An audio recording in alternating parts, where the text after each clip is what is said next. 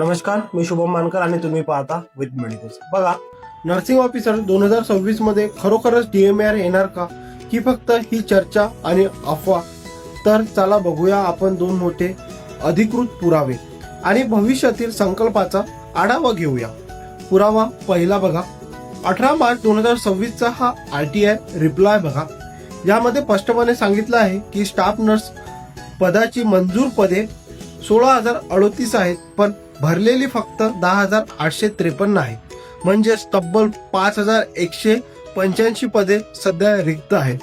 आणि दुसरा पुरावा, सार्वजनिक आरोग्य व कुटुंब कल्याण मंत्री नामदार प्रकाश आंबेडकर यांनी स्वतः विधानसभेत सांगितलं की आरोग्य विभागाचा नवीन आकृतीबंध तयार होत असून ही भरती टप्प्याटप्प्याने केली जाणार। ही तुमच्यासाठी खूप मोठी अपडेट आहे।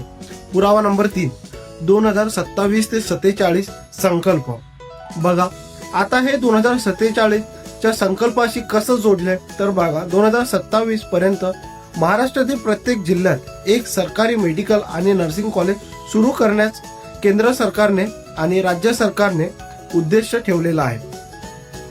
विकसित भारत घडवण्यासाठी फक्त पदे भरणे गरजेचे नाही, तर पदे निर्माण करणं तेवढंच काळजीपूर्वक आणि गरजेचं आहे। 2047 पर्यंत भारताला जागतिक आरोग्य केंद्र बनवायचं असेल तर नर्सेस आणि पेशंटचा रेशो सुधारणं तेवढंच गरजेचं आहे।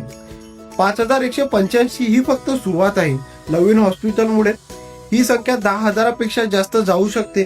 म्हणून 2026 मध्ये DMAR येणार आणि तुमच्या स्वप्नाचं हे सुवर्ण वर्ष ठरेल।